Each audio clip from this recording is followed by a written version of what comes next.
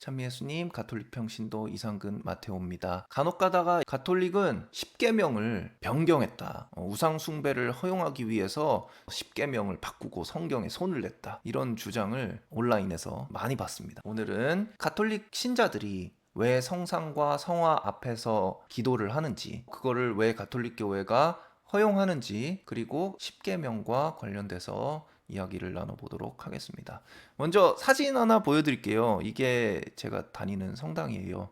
예수님 그림도 있고 12사도들과 마리아 사복음서 저자들이 이렇게 귀퉁이에 있고, 앞쪽에는 십자고상이 있고 성모님과 요셉 성인의 성상도 있습니다. 한번 보여드리고 싶었어요. 정말 가톨릭 교회에는 성상이 있고 성화가 있는 것이 맞죠. 실제로 비교를 해볼게요. 왼쪽이 가톨릭 교회의 십계명, 오른쪽이 개신교 교회의 십계명입니다. 2번에 보면은 어떤 우상도 만들지 말고 절하지 마라가 있는데 실제로 없죠.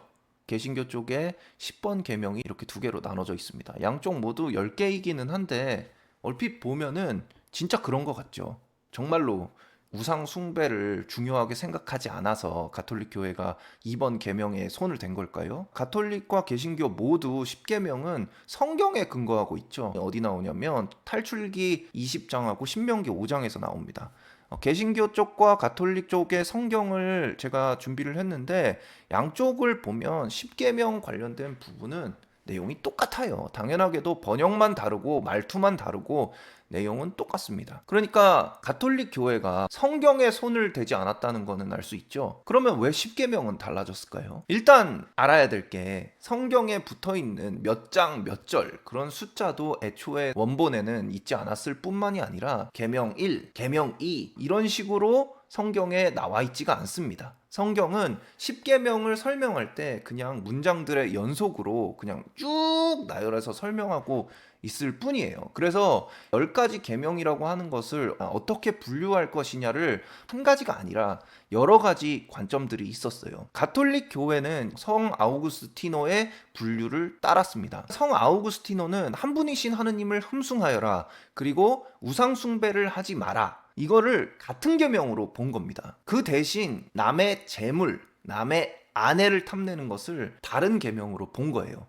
반면에 개신교가 따르는 분류는 유대인 전통을 따르는 거예요. 이 분류법에서는 다른 신을 섬기지 마라, 그리고 우상 숭배를 하지 마라를 다른 계명으로 보고, 남의 재물을 탐내지 마라, 남의 아내를 탐내지 마라, 요거를 한 계명으로 본 겁니다. 문장으로 되어 있기 때문에 어떤 계명이 어디서 끊어져야 되는지를 바라보는 관점이 다양할 수가 있고, 개신교와 천주교에서 십계명을 분류하는 방법이 달라졌기 때문에 서로 다른 목록을 가지게 된 거예요. 근데 가톨릭 교회가 성 아우구스티노의 분류법을 따른다고 했잖아요. 성 아우구스티노는 354년에서 430년 사이에 활동했던 교회에서 존경받는 인물 중에 한 분입니다. 가톨릭 교회에서는 성인으로 공경하고 있고요. 아우구스티노는 개신교 쪽에서도 아주 존경하는 인물입니다. 마틴 루터가 굉장히 많은 영향을 받았던 게 아우구스티노입니다. 개신교의 많은 교파들이 이 유대교 전통의 분류법을 사용하고 있지만 개신교 중에서도 루터교는 가톨릭 교회와 동일한 십계명의 분류를 사용합니다. 그러니까 십계명을 가톨릭 교회가 변조했다, 이런 주장은 성 아우구스티노 그리고 개신교 교회인 루터교도 동시에 십계명을 변경했다라고 주장하시는 게 될 텐데요. 잘못됐다는 것은 아실 수 있겠죠. 가톨릭 교회는 우상 숭배와 관련돼서 가톨릭 교회 교리서에서 명백하게 규정하고 있습니다. 가톨릭 교회 교리서 2112항 부터 2114항까지 살펴보면요, 명확하게 우상 숭배와 관련된 내용을 아주 자세하게 적어 놓았습니다. 따라서 가톨릭 교회가 우상 숭배를 중요하게 생각하지 않아서 혹은 허용해서 십계명을 건드렸다라는 말은 맞지 않는 거죠. 그러면은 가톨릭 교회가 십계명을 변경하지도 않았고 우상 숭배를 허용하지도 않는데 왜 성상과 성화 앞에서 절을 하고 기도를 하고 그러는 걸까요? 가톨릭 교회 교리서에서 우상 숭배는 이렇게 정의합니다. 권력, 쾌락, 인종, 조상, 국가, 재물 등 인간이 하느님 대신에 어떤 피조물을 숭배하고 공경한다면 이는 우상 숭배가 되는 것이다. 그러니까 우상 숭배는 단순히 성상 앞에서 절을 하느냐 절을 하지 않느냐 이게 아니라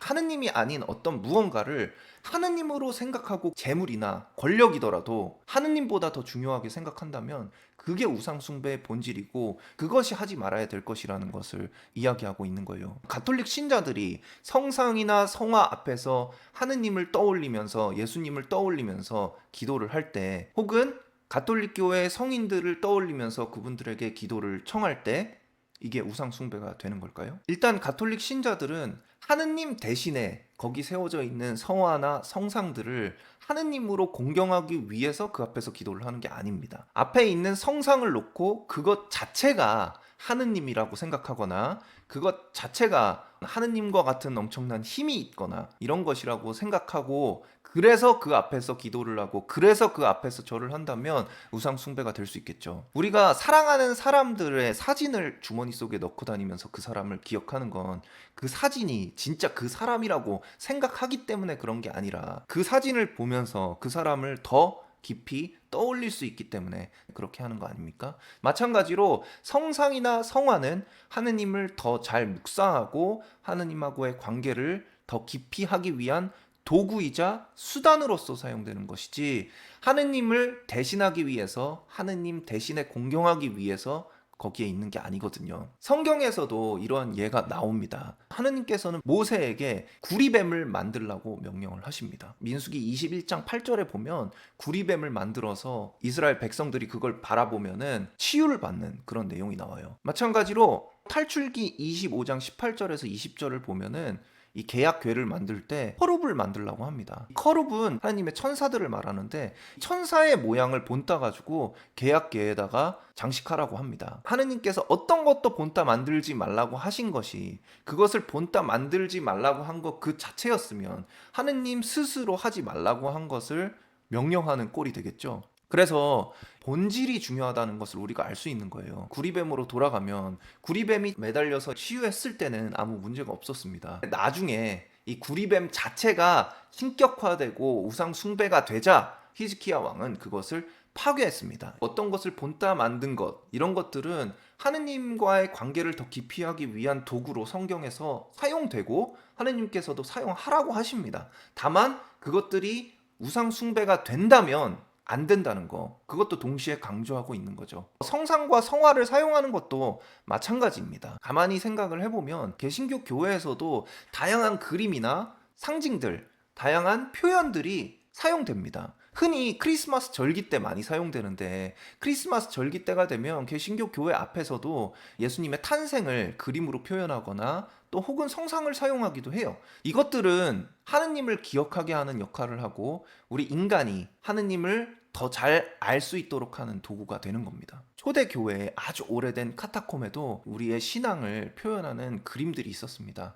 그 당시의 신자들도 이 그림을 보면서 성경 내용을 깊이 묵상하는데 도움이 됐을 거예요. 미켈란젤로가 그렸던 천지창조, 그리고 예수 그리스도의 고난을 담은 영화 패션 오브 크라이스트, 예수님의 그림이 그려져 있는 그림책들, 이런 것들이 모두 다 우상숭배가 되는 걸까요? 진짜 중요한 것은 하느님 앞에 하느님이 아닌 무언가를 더 중요하게 생각하고 놓는 것이 있느냐 없느냐, 그것이 진짜 우상숭배와 관련된 핵심 문제이고 가톨릭 교회는 그래서는 안 된다고 명확하게 가르치고 있습니다. 도움이 되셨다면 좋아요 눌러주시고 저를 위해서 기도 부탁드립니다. 아멘.